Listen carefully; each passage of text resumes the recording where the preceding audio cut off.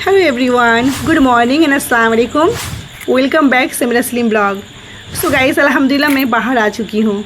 सुबह का मॉर्निंग का नज़ारा बहुत खूबसूरत होता है हमारे गांव में, और ये मैं कई मरतबा आप लोगों के साथ शेयर करती हूँ। मेरी ब्लॉग में फ़र्स्ट नज़ारा आप लोगों को हरा भरा पत्ता ही नज़र आते हैं। ख़ास करके बेसिकली मैं आप लोगों के साथ यही शेयर करती हूँ। सो गाइज़, हमारे चैनल में अगर कोई नए हैं तो सब्सक्राइब कर लीजिएगा और पास में बेल आइकॉन को प्रेस करके ऑल वाला बटन दबा दीजिएगा, और वीडियो को वॉच करने से पहले बिल्कुल लाइक कर लीजिएगा। चलिए गाइज़, हमारे घर के आंगन के सामने जो आप लोग देखते हैं सूखा हुआ तालाब, यहाँ पे कुछ बतख हमेशा खेला करते हैं, लेकिन आज पूरा तालाब मतलब सूखा हुआ तालाब पूरा भर गया है पानी से। और हमारे पड़ोसी इस बम्बू में कपड़ा सुखाते थे, बेचारा ये बम्बू भी टूट के गिर गया। कल इतने ज़ोर से झड़ तूफान आंधी आया था और बारिश भी हुए हैं। जितने ज़्यादा बारिश होंगे उतना ज़्यादा हरा भरा पत्ता भर जाएंगे, और हमारे इस गांव का नज़ारिया सही में बहुत खूबसूरत होते हैं गाइस। आप लोग के साथ कुछ नज़ारिया आप लोग से शेयर करते हैं। नज़ारा आप लोग को कैसे लगते हैं? इंशाल्लाह आप लोग को बहुत अच्छे लगते होंगे। कुछ कुछ इंसान को अच्छे नहीं लगते हैं तो मुँह के ऊपर कह देते हैं कि हम लोग को ये सब क्यों दिखाते हो, हम लोग क्या कभी देखते नहीं हैं? कभी आप लोग देखते नहीं हैं इसलिए नहीं दिखाती हूँ।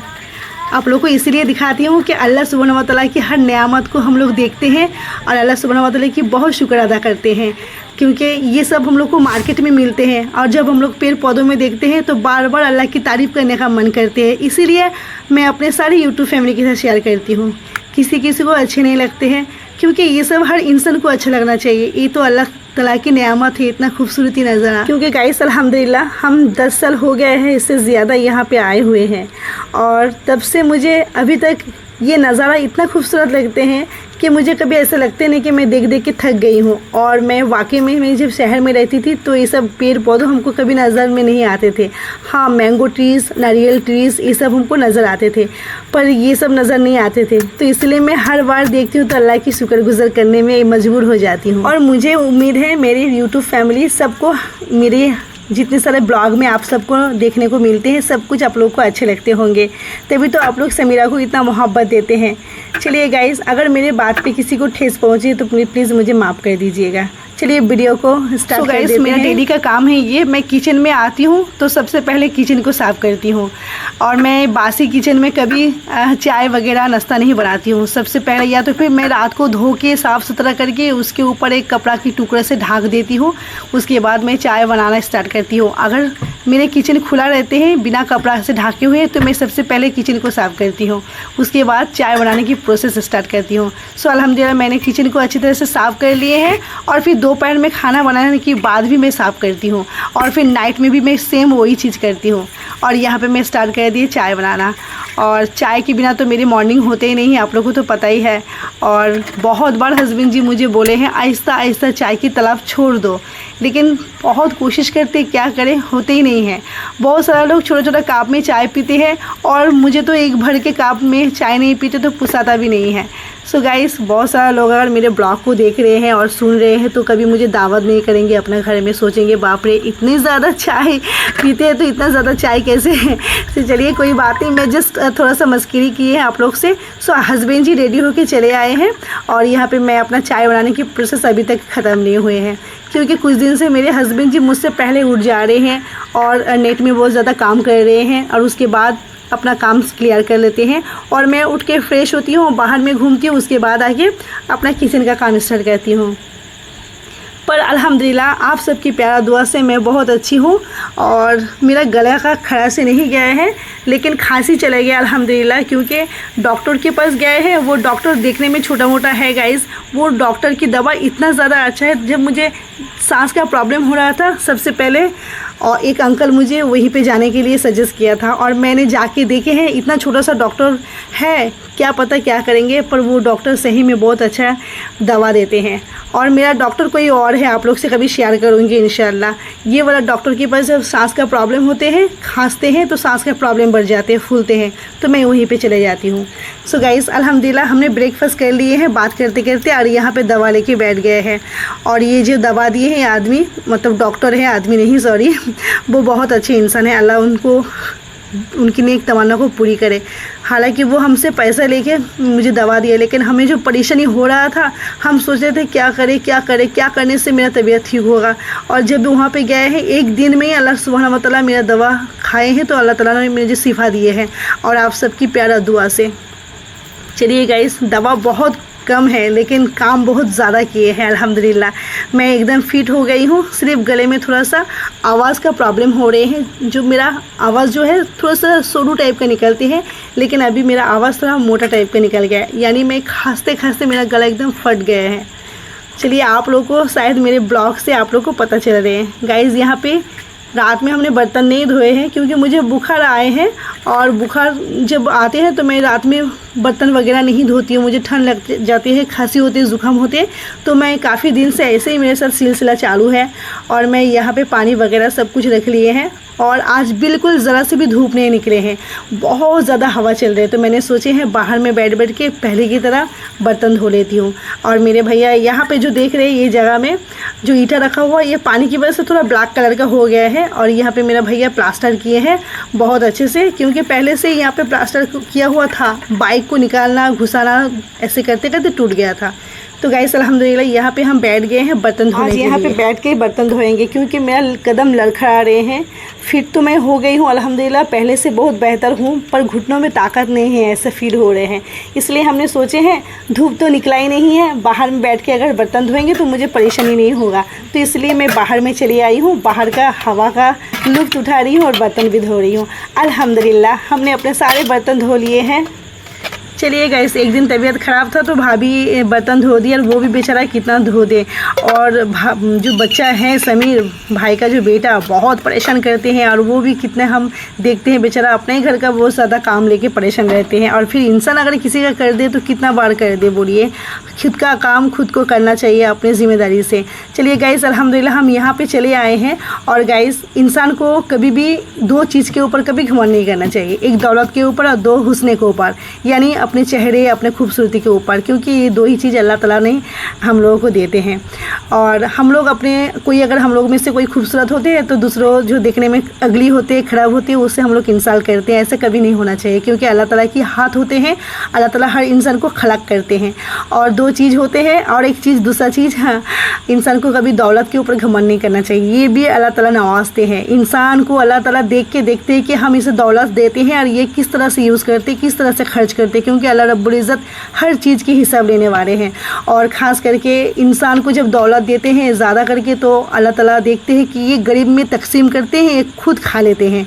तो हम सबको ज़कात निकालना चाहिए, हम सबको गरीब से गरीब को मदद करना चाहिए। जितने भी अल्लाह ताला हम लोग को दौलत देते हैं, अगर किसी को कम देते हैं तो कम में से दान किया करें, अगर किसी को अल्लाह ताला बहुत ज़्यादा देते हैं तो बहुत ज़्यादा दान किया करें। कहीं हदीस पढ़ चुकी हूँ और इस दान खैरत के ऊपर, और मैं आप लोग से साथ इसलिए शेयर कर रही हूँ क्योंकि हज़रत उस्मान रज़ी अल्लाह तआला अन्हु के बारे में, जो उस्मान गनी रज़ी अल्लाह तआला अन्हु है, उनके बारे में मैं एक हदीस पढ़ी हूँ। जब उनकी खिलाफत चल रहा था और एक सहाबा उनसे मुलाकात करने के लिए उनके दरवाजे पे खड़े हुए थे, क्योंकि वो तिजारत, जो बिज़नेस कहते हैं, वो तिजारत में डूब चुके थे। उनके पास कोई पैसा नहीं था, वो आगे कैसे जिएंगे, कैसे चलेंगे, उनका पास कुछ नहीं था। तो एक सहाबा उन सहाबा को बोले कि आप जाके हज़रत उस्मान रज़ी अल्लाह तआला अन्हु से मुलाकात कीजिए, वो शायद आपको मदद कर सकते हैं।